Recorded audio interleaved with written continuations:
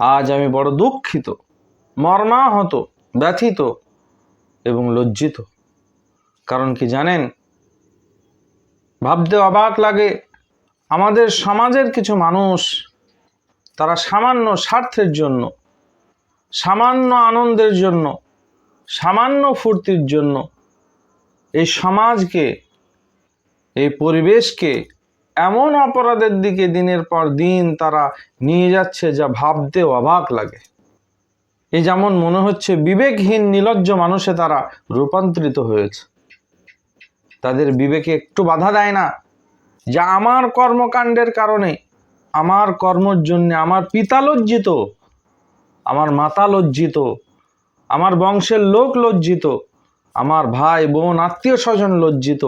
এ বিবেক তারা বিকৃত করে ফেলেছে, বিবেক নষ্ট হয়ে গেছে। তারা এই কথা ভাবে না যে আমার গ্রামগঞ্জের আমার বাপ চাচা, আমার আত্মীয় স্বজন, আমাদের গ্রামের গ্রামবাসী, আমার মুসল্লিবৃন্দ, আলেম ওলামা, ওলামা সমাজ, তারা আজ আমাদের এই কর্মকাণ্ডেই লজ্জিত। তারা সামান্য স্বার্থের জন্য নিজের বিবেককে বিক্রি করে ফেলেছে। ভাবতে অবাক লাগে। আজ এমন এক মুহূর্ত, যে মুহূর্ত তাদের কাছ থেকে তাদের নামাজের জায়গাগুলো ছিনিয়ে নেওয়ার পরিকল্পনা করা হচ্ছে, তাদের কবরস্থান তাদের কাছ থেকে ছিনিয়ে নেওয়ার পরিকল্পনা করা হচ্ছে, তাদের ঈদগাহগুলোকে দখল করে নেওয়ার পরিকল্পনা চলছে। আর সেই মুহূর্তে তারা গান বাজনা, নাচ ইত্যাদি নিশার জায়গায় তারা ডুবে রয়েছে। ভাবতে অবাক লাগে, আজ 1.5 বছর যাবৎ ফিলিস্তিনের শিশু বাচ্চাদেরকে হত্যা করা হচ্ছে, অথচ তাদের বিবেক সামান্য গান বাজনা, নাচ মেলা ইত্যাদির মধ্যে ডুবে রয়েছে। ভাবতে অবাক লাগে, তাদেরকে বিবেকে একটু সাড়া দেয় না, তাদের বিবেককে একটু নাড়া দেয় না।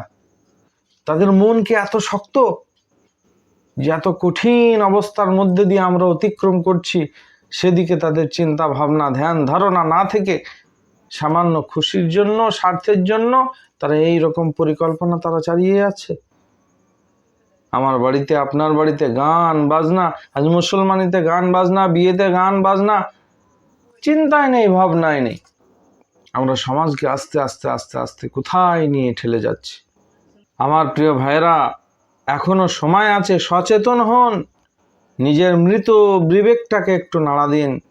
রাতে একটু ভাববেন, একটু ভাবুন, আমার কর্মকাণ্ডে আমার পিতা লজ্জিত নয় তো, আমার মাতা লজ্জিত নয় তো, আমার চাচা, আমার আত্মীয় স্বজন তারা লজ্জিত নয় তো, তারা সমাজে মাথা উঁচু করে বাঁচতে পারছে তো?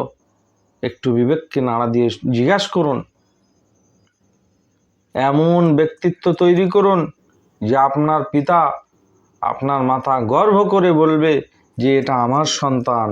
এমন কোনো কাজ করবেন না যে কারণে আপনার পিতা মাতা বংশের লোকেদেরকে, আত্মীয়দেরকে লজ্জিত হতে হয়। এই সমস্ত কাজ থেকে নিজেকে বিরত রাখুন।